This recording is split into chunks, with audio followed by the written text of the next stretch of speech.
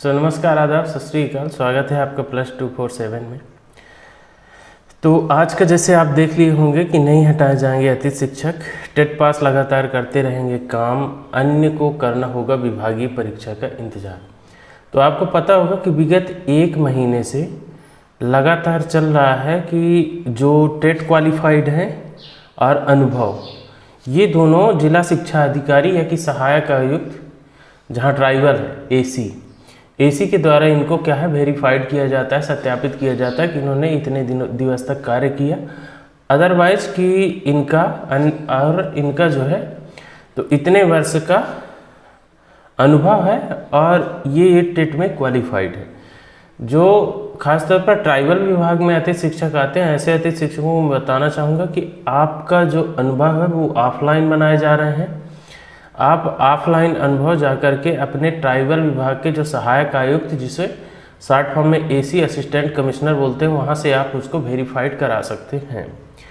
अब ये है कि जैसे यदि इसको 1 महीने हो गए लगभग और इसकी डेट फिर से बढ़ गई है, या 26/3/2024 की लेटर जारी हुई है, जिसमें है समस्त संभागीय संयुक्त संचालक, समस्त जिला शिक्षा अधिकारी, समस्त संकुल प्राचार्य, हाई एवं हायर सेकेंडरी स्कूल अतिथि शिक्षक की जानकारी अद्यतन करने के संबंध में संचालनालय का पत्र क्रमांक 31 दिनांक 29/2/2023, संचालनालय का पत्र क्रमांक 36 दिनांक 11/3/2023, संचालनालय का पत्र क्रमांक 42 दिनांक 15/3/2023।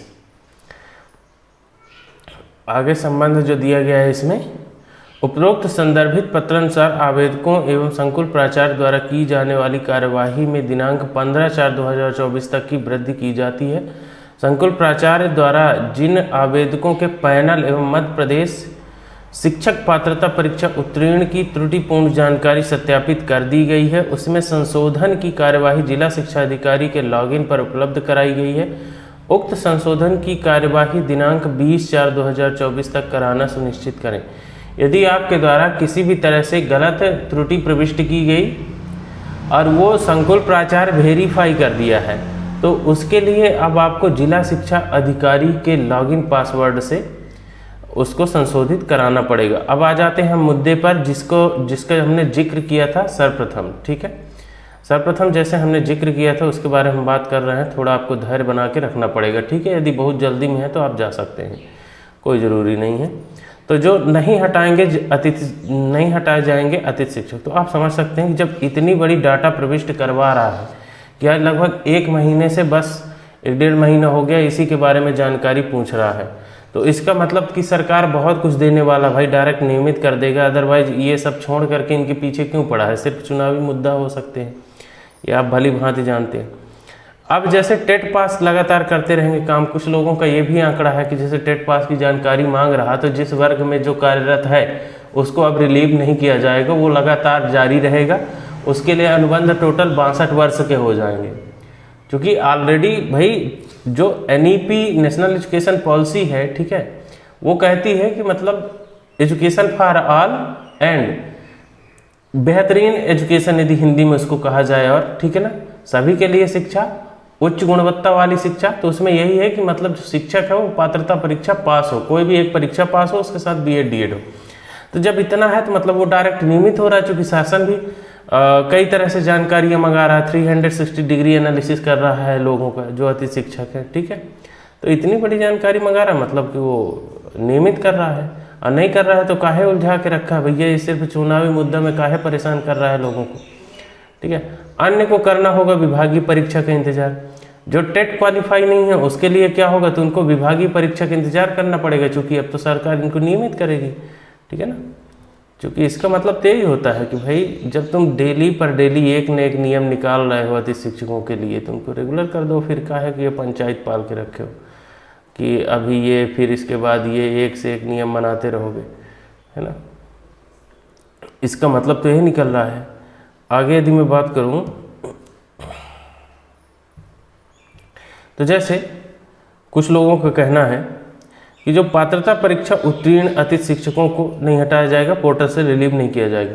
मतलब ऐसे अतिथि शिक्षक जो पात्रता परीक्षा पास है और उसी वर्ग में काम कर रहे हैं, जैसे वर्ग 2 का यदि पात्रता परीक्षा पास है, वर्ग 2 में ही काम कर रहा है, वर्ग 3 का पात्रता परीक्षा पास है, वर्ग 3 में ही काम कर रहा है, वर्ग 1 का पात्रता परीक्षा पास है, वर्ग 1 में ही काम कर रहा है, एवं संबंधित विषय में ही काम कर रहा है, उसी संबंधित विषय से वो पात्रता परीक्षा पास है, तब तो उसको 101% ऐसा होना चाहिए कि वो रेगुलर हो जाए। शासन की यही नीति होनी चाहिए।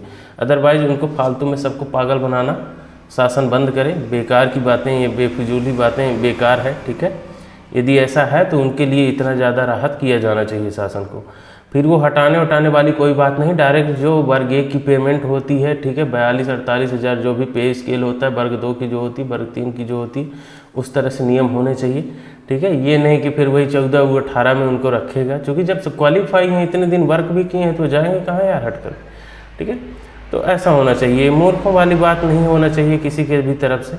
मतलब सिर्फ काम करा रहे हो जानकारी के लिए। कुछ भाई ऐसे भी हैं अतिथि शिक्षक बंधु जो लोक शिक्षण संचालनालय तक पहुंच जा रहे हैं कि भैया हमारा स्कोर कार्ड में ये मिस्टेक हो गया, हमारा प्रविष्टि के दौरान ये डिस्टर्ब हो गया। अब होता क्या है, वो लोग तो बेचारे आसान हैं और उनके साथ सिर्फ छल किया जाता है। फिर यह पात्रता परीक्षा जो पास है, विषय वर्गवार उसी साल में होंगे पदस्थ।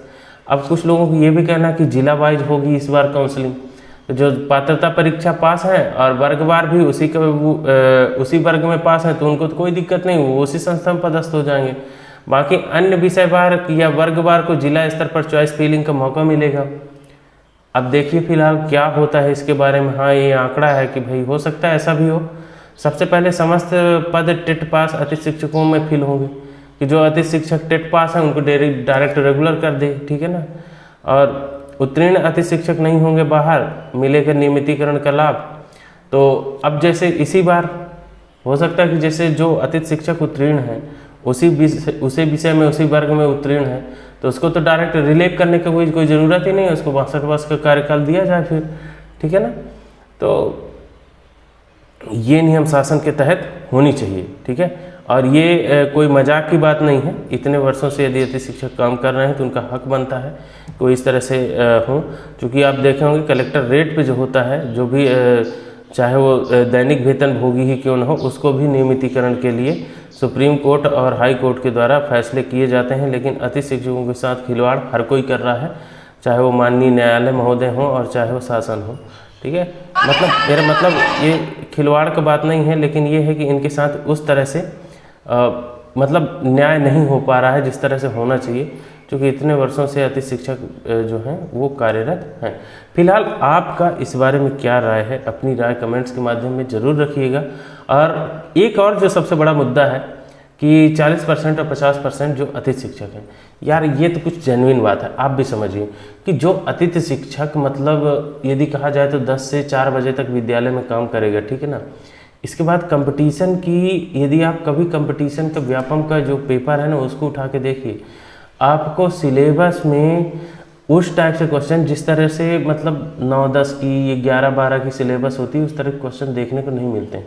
अब जो अतिथि शिक्षक पूरे दिवस कार्य करेगा स्कूल में, उसके पास इतना टाइम नहीं रहता है कि वो जा कर के और फिर लैब ज्वाइन करे, कोचिंग करे, बेचारा घर भी देखेगा, सब कुछ देखे, तो उसको तो इतना रिलैक्सेशन मिलना चाहिए ना कि वो कम से कम नहीं तो जो 40-50% की क्राइटेरिया है वो अतिथि शिक्षकों के लिए होनी चाहिए। इसका हम सपोर्ट करते हैं। आप भी यदि सपोर्ट करते हैं तो इसको कमेंट्स बॉक्स में लिखिए। और ख़ास तौर पर मैं यहाँ जो डिस्क्रिप्शन बॉक्स है उसमें जो है टेलीग्राम के चैनल का लिंक शेयर कर रहा हूँ, आप वहाँ जाकर के ज्वाइन होइए, ठीक है। अपने पक्ष की बातें लिखिए उसमें। यदि आपको कोई दिक्कत आ रही है आप मेरे से डायरेक्ट टेलीग्राम चैनल पे ज्वाइन होकर के बात भी कर सकते हैं। तो फिलहाल मिलेंगे नेक्स्ट वीडियो में, तब तक के लिए बहुत बहुत धन्यवाद। आपका दिन शुभ रहे।